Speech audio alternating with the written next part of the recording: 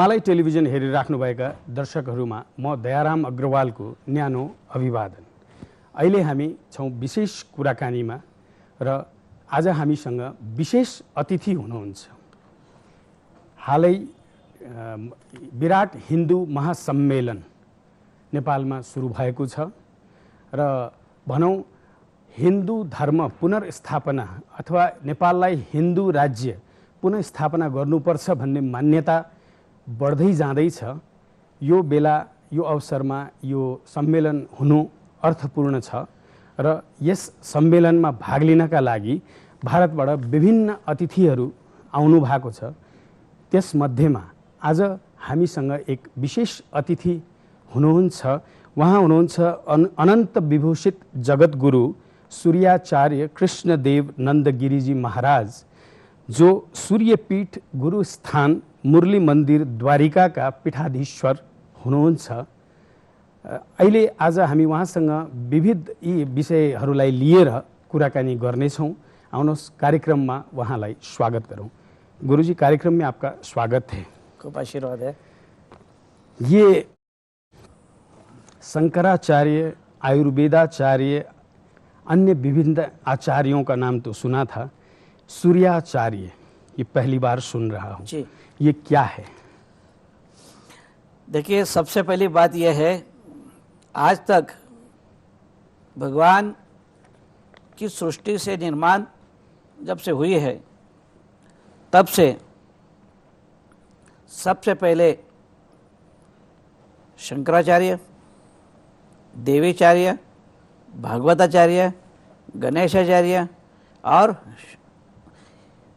4 देवता के बाद प्रमुख देव है सूर्यदेव। पंचदेव के प्रमुख देव है सूर्यदेव। अब सूर्यदेव जो है ये कोई साधारण व्यक्ति नहीं बन सकता। ये मेरी 50 साल की ये तपस्या है और 50 साल के तपस्या के अंदर मैं 12 से एक ऐसा भगवान सूर्यदेव को दर्शन करता हूँ त्राटक रूप से, मध्य 12 से मध्य से। अब ये कुंभ मेला के अंदर अपने अपने अखाड़े अपने अपने तरीके से पदवियां देते रहते हैं, जो उचित और योग्य आदमी होने से। तो मेरे गुरु महाराज जी के भी ध्यान में आया कि जो व्यक्ति 50 साल तपस्या कर रहा है, क्यों नहीं हमें उसे सूर्याचार्य बना दे। मेरे 13 अखाड़ों में से जूना अखाड़ा सबसे बड़ा अखाड़ा है। उसके आचार्य महामंडलेश्वर स्वामी अवधेशानंद जी है। मेरे गुरु महाराज हरिगिरी महाराज जी है, जो अंतर्राष्ट्रीय सचिव है, संरक्षक है जूना अखाड़े के। और उनके बाद उन्होंने जगतगुरु बना दिए और 2011 में प्रयागराज में मध्य संगम पर जगतगुरु शंकराचार्य अवधूतानंद सरस्वती सर्वतोभद्रपट दिल्ली, उन्होंने प्रयागराज में मुझे मध्य संगम नदी पे प्रयागराज में लेके जाकर साक्षात 12 से 1 मैं सूर्य देखते समय ऐसा 1 घंटे का त्राटक किया, मेरी परीक्षा लिया और 1 घंटे के बाद बोले ये कौन है, तो ये स्वामी जी है, ऐसा मैंने उनको बताया। उसके बाद कम से कम 1000 दंडी स्वामी और जगतगुरु शारदानंद शंकराचार्य शारदानंद सरस्वती कागड़ा पीठ हिमालय, उनके हाजिरी में अध्यक्षता में मुझे जगतगुरु आद्य सूर्याचार्य का प्रमाण पत्र घोषित करके उन्होंने ये जगतगुरु सूर्याचार्य जी की परंपरा शुरू किया।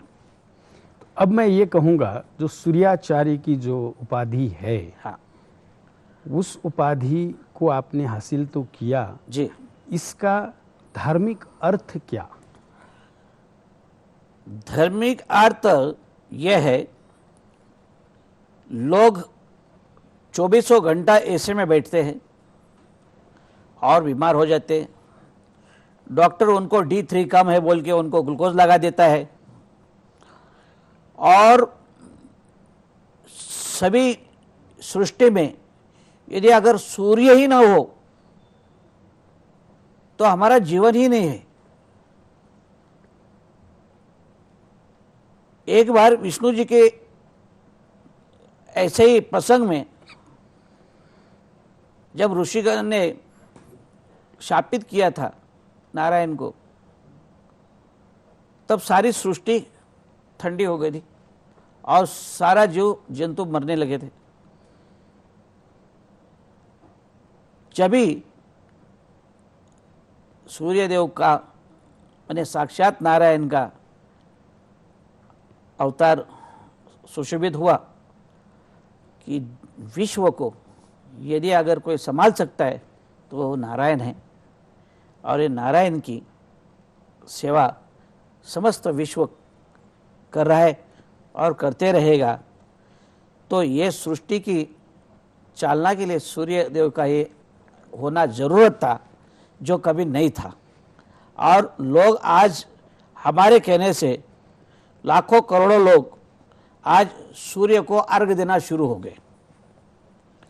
सूर्य को अर्घ्य देने के कारण लोगों की दृष्टि सूर्य के ऊपर जाती है और लोगों को विटामिन डी तो मिल रहा है। ये साइंटिफिक भी हो गया और धार्मिक भी हो गया। तो ये सूर्याचार्य जी की परंपरा यहाँ से शुरू हो गई है। गुरुदेव, हमने एक चीज़ ये भी सुनी है, नेपाल की जो राज संस्था रही थी, उस राज संस्था के लोगों को भी उसके बाद जो परिवर्तन आया, उसके बाद कई प्रधानमंत्री बने, उनके लिए भी आपने बहुत से यज्ञ किए, लेकिन उनकी आशा पूर्ण होने के बाद उन्होंने कभी आपकी तरफ मुड़ के नहीं देखा। ये क्या बात है, इसमें बताएंगे कुछ? ऐसा है, मैं है धर्मात्मा, मैं धर्म करता हूँ, और जिनके लिए मैं धर्म करता हूँ उनके अधर्म का कोई भी दान मेरे पास नहीं आना चाहिए। इसलिए मैं उनको ऐसा ही बख्श देता हूँ कि तुम जहाँ हो वहाँ रहो, और मैं उनको अपने साथ या उनका कुछ मेरे साथ आए ऐसा करना ही नहीं चाहता हूँ। मैं चाहता हूँ इस नेपाल देश को सबसे ज़्यादा सुखी और संपन्न देखना चाहता हूँ। इसलिए जो जो प्रधानमंत्री आज मैंने 6 एक प्रधानमंत्री को मैंने आशीर्वाद किया वो बने, पर वो आप कहते ऐसा मुड़ के नहीं गए, तो वो उनका ज़्यादा प्राबल्य भी नहीं चला, क्योंकि गुरु बिना ज्ञान अधूरा और गुरु आशीर्वाद बिना जीवन उनका एकदम अधूरा हो गया। अब वो कहीं के नहीं है। हमने यहाँ तक सुना कि जो मूर्ति पूजा या इन धर्मों पे आदि में विश्वास न करने वाले, अपने आप को कट्टर कम्युनिस्ट कहने वाले भी प्रधानमंत्री जो बने नेपाल में जी, वो भी आपकी शरण में आए, लेकिन बाद में पलट गए जी। ऐसा हुआ है? ऐसा हुआ है। कुछ नाम बताना चाहेंगे? अब नाम बताना क्या है, देखिए हमारे लाडले बाबूराम जी थे, हमारे केपी ओली जी थे, इनके ऊपर हमने समस्त हाथ रखा ही है। तो कहीं ऐसा तो नहीं पहले आपने हाथ रखा, फिर भारत सरकार के किसी प्रबल व्यक्तित्व के कहने पर हाथ खींच लिया हो और उनकी सत्ता पलट गई हो? ऐसा कभी, ऐसा तो नहीं है? अब ऐसा है कि देखिए, जो आता है वो पाता है, जो नहीं आता है वो चला जाता है। उसमें क्या कहना। आप अभी नेपाल में विराट हिंदू सम्मेलन में आए हैं। इस सम्मेलन का जो उद्देश्य है उसमें आपकी भूमिका क्या? देखिए, ये बहुत अच्छा आपने प्रश्न किया है। विराट हिंदू महासम्मेलन ये होना चाहिए था, ये मेरी इच्छा थी, क्योंकि नेपाल एक ऐसा राष्ट्र है जिसके अंदर पूर्ण बहुमत हिंदुओं का रहा है, और आज उसको हिंदू कहने के लिए भी उन्होंने बाकी नहीं रखा है। ये सबसे बड़ा दुख है। और मैं चाहता हूं कि जो नहीं कह रहा है वो कम से कम हिंदुत्व को जिंदा रखने के लिए, हिंदू की असीम आस्था को बढ़ाने के लिए, अपने बच्चों के ऊपर एक अच्छा संस्कार लाने के लिए फिर लौट आओ हिंदू और गरजो नेपाल हिंदू राष्ट्र है। मैं ये चाहता हूं। लेकिन आपने जो थोड़ी देर पहले कहा था, कुछ प्रधानमंत्रियों को आशीर्वाद भी दिया जी। एक हिंदू धर्म मानने वाले सूर्याचार्य जगतगुरु से आशीर्वाद भी लिया जी। और उसी धर्म को हटाने में भी उनका हाथ रहा। क्या कहेंगे? मैं इस बात के लिए उनके ऊपर बड़ा नाराज हूं। मैं नहीं चाहता था कि वो इस काम में सहभागी हो, क्योंकि सेकुलरिज्म राष्ट्र नेपाल नहीं है। इसको हिंदुत्व का राष्ट्र को घोषित करना चाहिए फिर से। क्यों? क्योंकि यहां साक्षात भगवान पशुपतिनाथ बैठा है, साक्षात भगवान केदारनाथ बैठा है, साक्षात जब इधर बैठे हुए भगवान मां गुंजेश्वरी माता है, दक्षिण काली है। ऐसे जगह के ऊपर हिंदुत्व को जिंदा रखने के लिए आप और हम सब एक होना चाहिए। राजनीति दूर रखो और सारे लोग एक होके पहला तो हिंदू राष्ट्र निर्माण करिए। हिंदू राष्ट्र रहेगा तो आप कई लोग प्रधानमंत्री बनने वाले। लेकिन एक प्रश्न ये भी आता है, जैसे आप नेपाल के लिए कहते हैं कि हिंदू राष्ट्र पुनर्घोषित होना चाहिए जी, उसके साथ साथ लोगों का एक प्रश्न ये भी आता है कि भारत खुद सेकुलरिज्म में है जी, और वहाँ के जो धर्मगुरु हैं जी, वो कहते हैं कि नेपाल होना चाहिए पहले, भारत क्यों नहीं होना चाहिए? फिर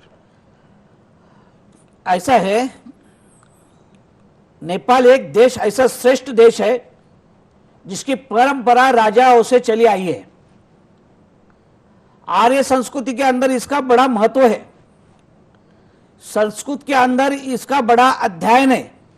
संस्कृत यहां से ही, नेपाल से ही भारत में गया है।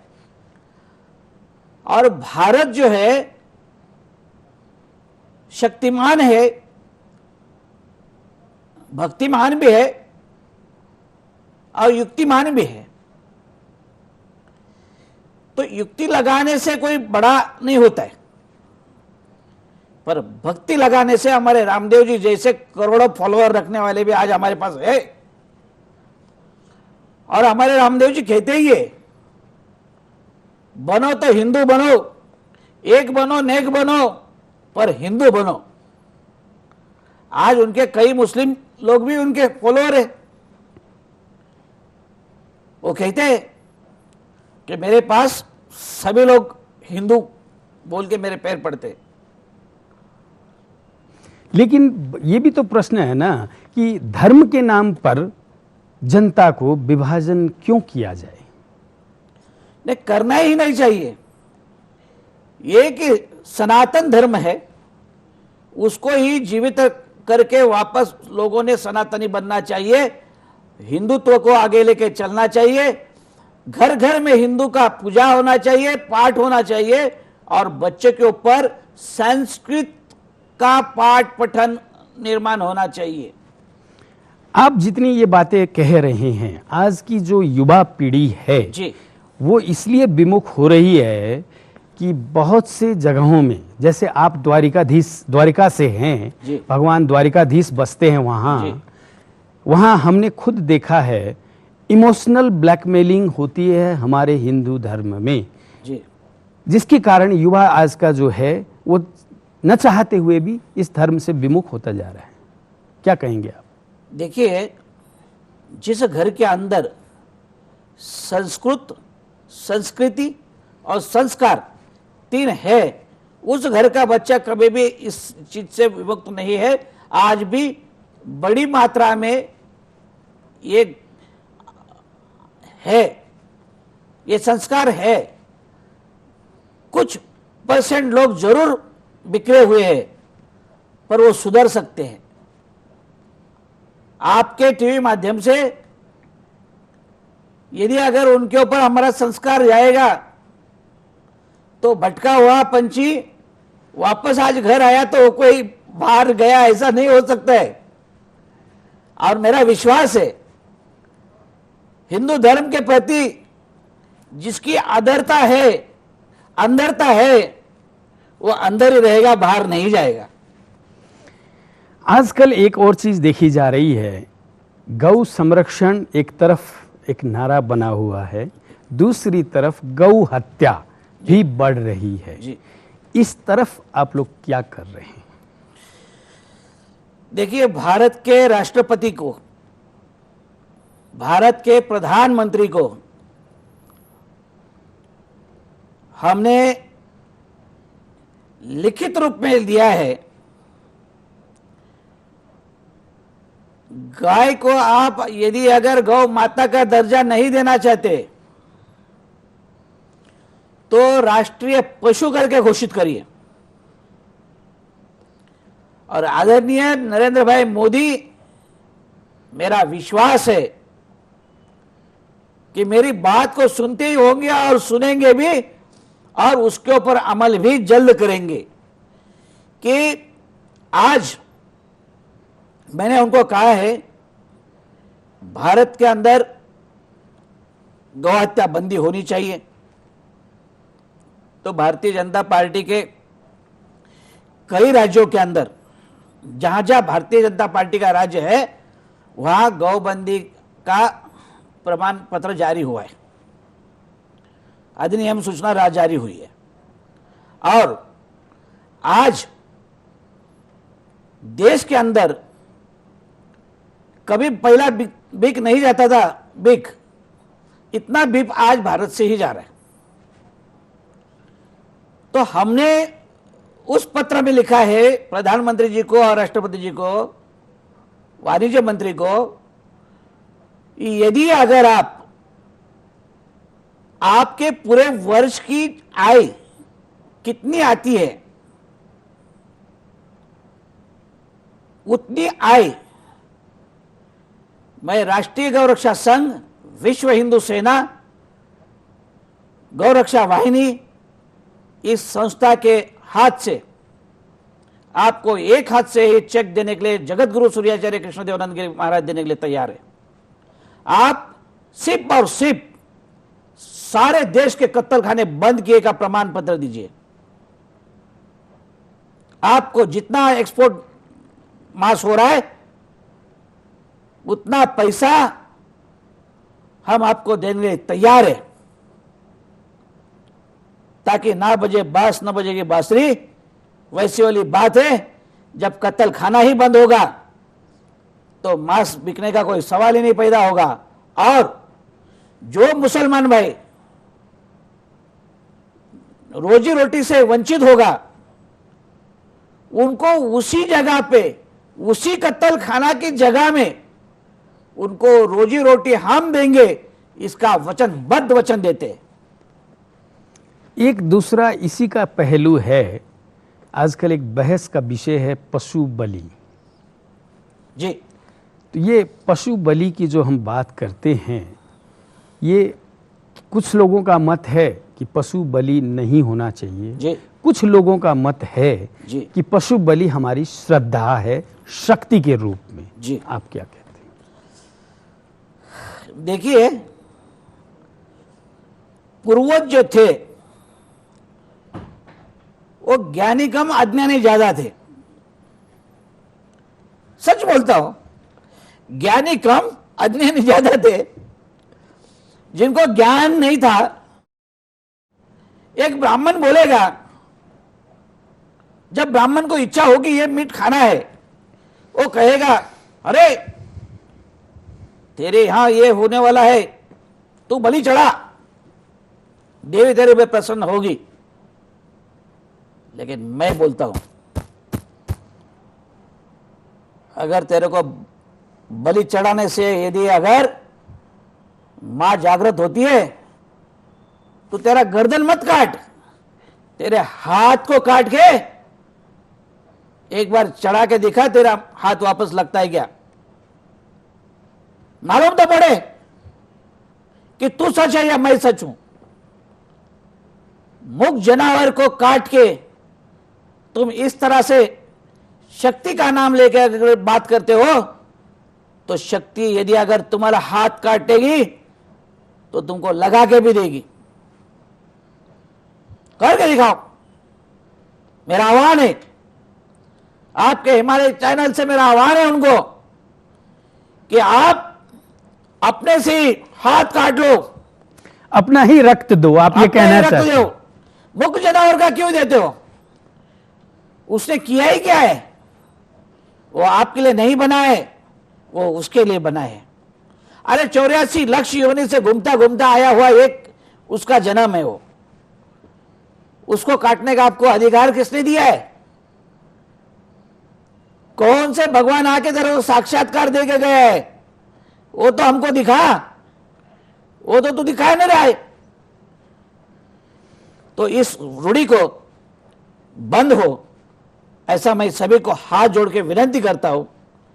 कोई माता कोई देवता बलि नहीं मांगता है। सभी को यदि बलि देने का इच्छा होता है तो अपना हाथ का खून खुद दे दे और उसका मां को प्रसन्न करके ले, ताकि जीव दया का ऊपर, जीव के ऊपर दया हो जाए और मुख जानवर की छुटका हो जाए। अब खाने वाले के लिए तो कुछ बात नहीं है। खाने वाला मांस खाता है, लेकिन उसको ये नहीं मालूम है मुर्गी को इंजेक्शन दे के 1 हफ्ते में मुर्गी बनती है। जानवर को आज कौन सा इंजेक्शन देते हैं जो आपको मीट अच्छा लगता है, लेकिन मीट खाने से ही आपको कैंसर हो रहा है। आप मीट खाना बंद कर दो और हरी सब्जियां खाओ, आपके सारे दुख बंद हो जाएंगे। और सुबह 7 से 8 1 घंटा सिर्फ सूर्य के किरण में बैठिए, आपकी सारी बीमारियां खत्म हो जाएगी। गुरुदेव, प्रश्न तो और बहुत थे, लेकिन समय हमारा साथ छोड़ रहा है जी। फिर कभी बैठेंगे। आज के लिए मैं आपसे विदा चाहूंगा और आपने जो भी विचार रखे उनके लिए बहुत बहुत आभारी हूँ। खूब आशीर्वाद आपको। दर्शकवृन्द, भर्खरै यहाँहरूले सुन्नुभयो उहाँका विचारहरू र यसमा अवश्य पनि आफ्नो मनन गर्नु नै हुनेछ भन्ने आशा राख्दै बिदा माग्दछु। नमस्कार।